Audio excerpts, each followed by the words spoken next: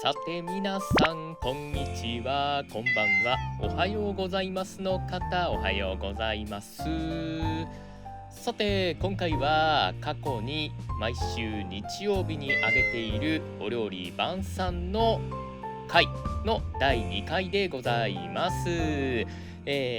僕が買ってきたものであったりとか作ったものであったりとかという料理をちょっとお話ししていこうかなという回の第2回ですね。では早速参りましょう。一つ目はこちら。ライスボール、丼ですよね。ご飯の上にレタス、そして、これはひき肉を炒めたものかな。そして、僕の大好きな貝割れを乗っけたものなんですが、こちら、タコライスですね。タコライスの素が売っていたので3割引きで、それを買ってきて、ひき肉を炒めてそこに入れて作ったものですね。これはビーフとあとポークのミンチですね。そしてレタス買ってきたものということで、確かちょっとピリッとした感じだったかな。ひ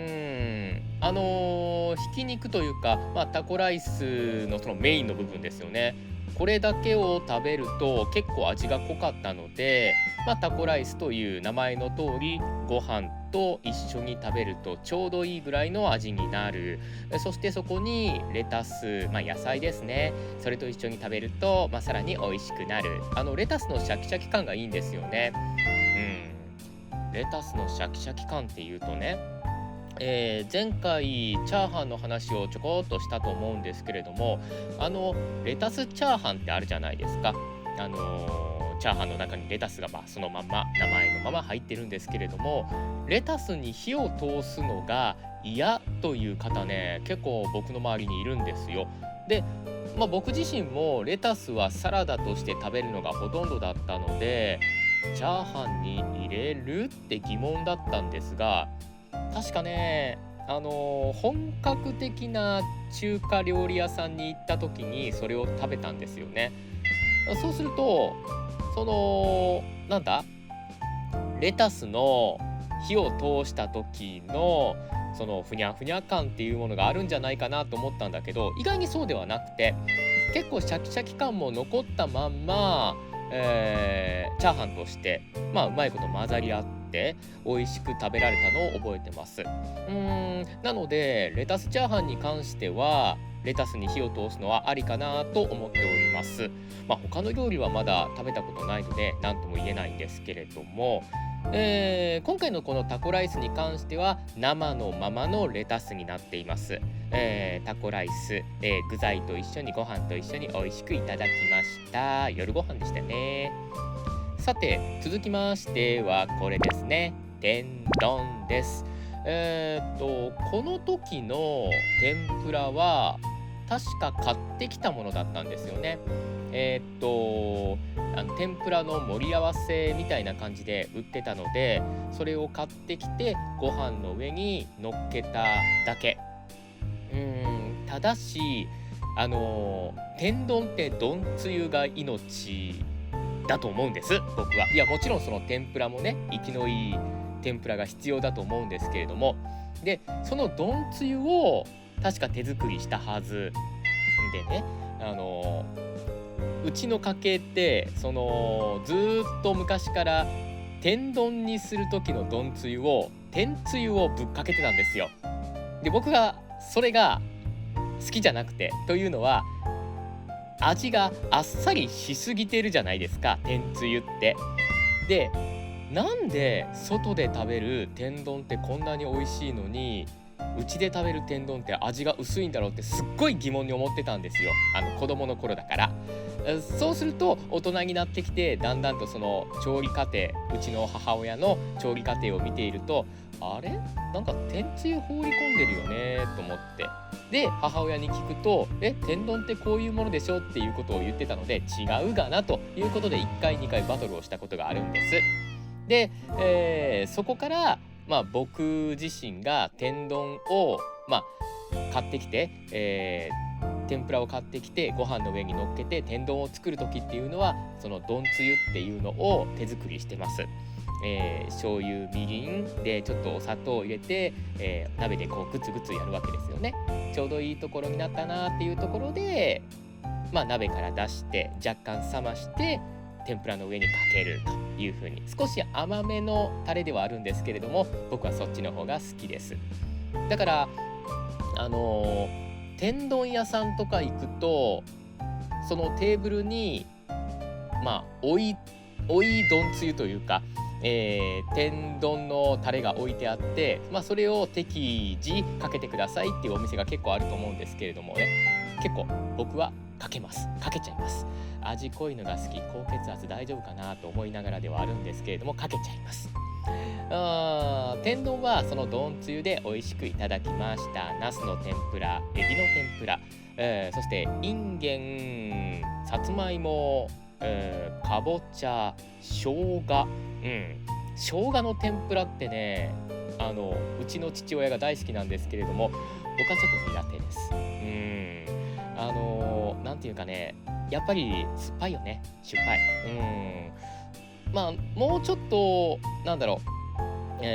さらに年を重ねれば美味しく感じるのかなとは思ってるんですけれども、決して美味しくないわけではないんですが苦手です。はい。さて続きましてはこちら、こちらは、パスタ、ヌードルではなくて、いわゆるそのマカロニ系のものですよね。マカロニ系のパスタと、あとブレッド、パンですね。これはね、しっとりしたパンではなくて、ちょっと乾いた感じと言いますか、そういった感じのブレッドになっております。きのこのクリームパスタですね。多分これもきのこのクリームパスタっていう、いわゆるそのスープだけを売っていたので、それを買ってきて家で作った感じですね。水と舞茸とパセリと書いている、これ今当時のレシピをね見てるんですけれども、確かこのパスタは、買い置きであったものを使ったはずだから、結構ね量を間違えたんですよ。パスタの方が多かった。だから本来はスープパスタなので、スープがひたひたになるはずなんですけれども、結構見えないんですよね、スープが。でそこにオリジナルでと言いますか、舞茸を安く売っていたので舞茸を入れたはず。しめじとかえのきでもいいと思うんです。しいたけでもねいいと思うんですけれども、しいたけはちょっとね出し身が強いので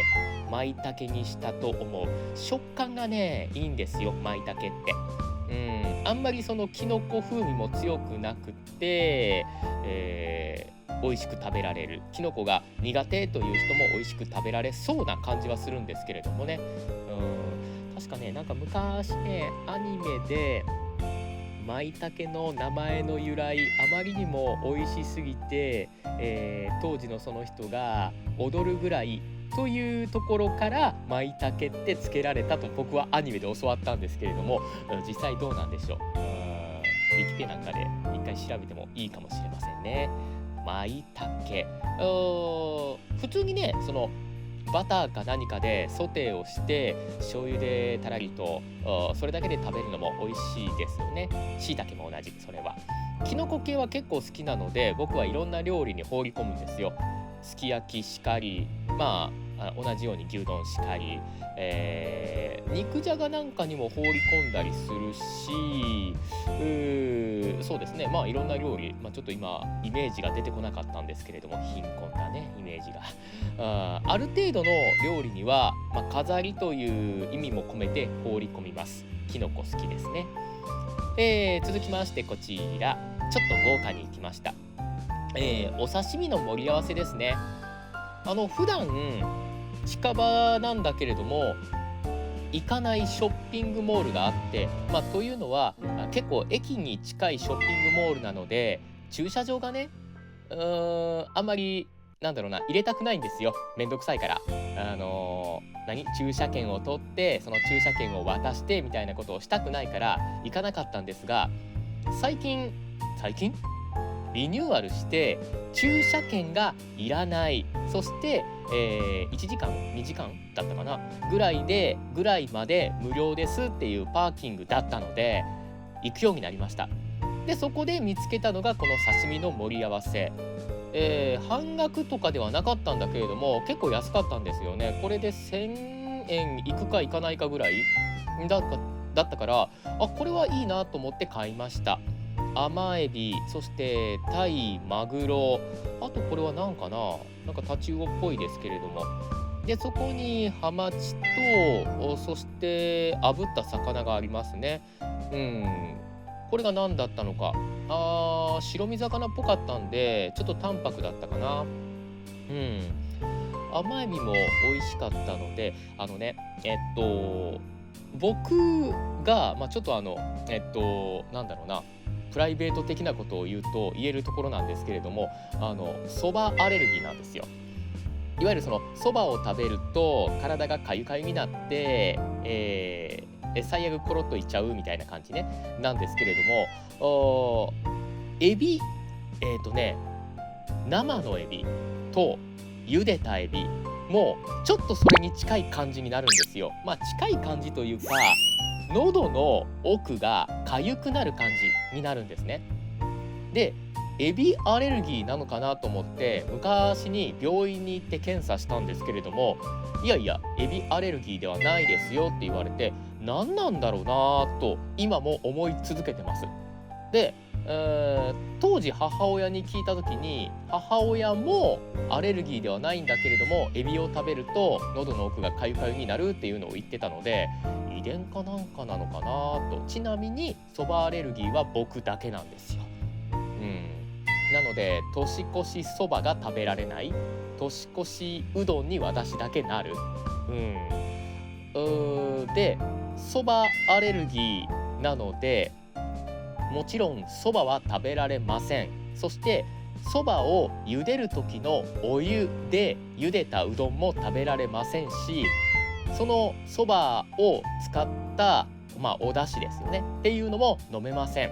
さらに言うとそば枕、そば柄枕ですねといったものも使えません。ということで完全にそばをシャットアウトしないといけないっていう、若干ややこしい状態です。ただね、そのそばとはいうもののいろんなそばがあるじゃないですか。ラーメンだって中華そばって言われるものもあるぐらいで、僕がダメなのはグレーというかブラウンというか色のそばなんですよ。あれがダメなんですね。黄色いそばは大丈夫なんですよ。だから食べられる。なので、いわゆるその中華そばっていうのは食べられます。そば全般がダメというわけではなくて。で話をちょこっと元に戻しますけれども、この映像に映ってる甘エビというのは大丈夫なんですよ。いやエビじゃんって思われる方いらっしゃるかと思いますが、大丈夫なんです。でね、さらに言うと天ぷらとか、あとエビフライとかっていうエビも大丈夫なんです。茹でたエビとそんなに変わらないじゃんって思う方もいらっしゃるかもしれないんですけれども、大丈夫なんです。体の神秘不思議ですよね。僕自身もからくりは分かりません。でもなぜか大丈夫なんです。ということで甘エビ、僕はタイとマグロがね結構好きなので、この辺りも美味しくいただきましたし、わさびをつけて他の魚も美味しくいただきました。お酒と一緒にいいですね。そして続いてこちら、これが今回ラストになりますが、オムライスデミグラスソースですね。オムライスというと上にかけるのはケチャップが定番で、そこにデミグラスソースであったりとかホワイトソースであったりとかっていうのがあるかもしれませんが、今回はデミグラスソースにしてみました。よーく見るとわかるかなと思うんですけれども、椎茸入ってます。そして玉ねぎだったかな、今回使ったデミグラスソースは缶詰のデミグラスソースを多分使ったと思うんです。缶詰のやつを開けてお鍋に入れて、そこに椎茸と玉ねぎを炒めたものを放り込んでという形ですね。卵はちょっと若い方の、オシャンティーといいますか、半熟ふわふわっていうのがいいのかなと思うんですけれども、僕は結構固めでも大丈夫なんですよ。それよりも中身、つまりそのライスですよね。チキンライスにするのか、なんだそのバターライス、ガーリックライスにするのかっていうとこなんですが、今回は確かチキンライスだったかなと思うんですけれども、チラチラっとチキンライスっぽいものが見えてますね。お出汁とそしてケチャップと入れてシャンシャンシャンと人参とかも入れたかな、ちょっと炒めて卵をくっつけて、そしてデミグラスソースをかけてキャベツをちょっと盛ってみましたという形ですね。チキンライスはね結構好きなんですけれども、僕の家ではそのお出汁っていうのはいわゆるそのかつおだし、和風のだしを入れます。それを入れてケチャップを入れて、若干ウスターソースを入れて炒めるチキンライスにしております。チキンライスというもののチキンが入ってない時も時々あります。そういう時はもし手間暇でなければチキンブイヨンっていうのかな、それをちょっと入れたりするんですけれども、それを入れない時のチキンライスもあります。何はともあれ、オムライスはデミグラスソースと一緒に美味しくいただきました。カレーかけても美味しいんですよね、こういうのって。これから先も、オムライスっていうのはたびたび登場するかと思いますけれども、デミグラスをかけたりケチャップをかけたり、何をかけても美味しい料理の一つでございます。さてということでお時間の方もやってまいりましたので、今回のお料理5品のお話を終了したいと思います。ではまたお料理の回でお会いいたしましょう。第3回ですね、お会いいたしましょう。では皆さんよろしゅうに。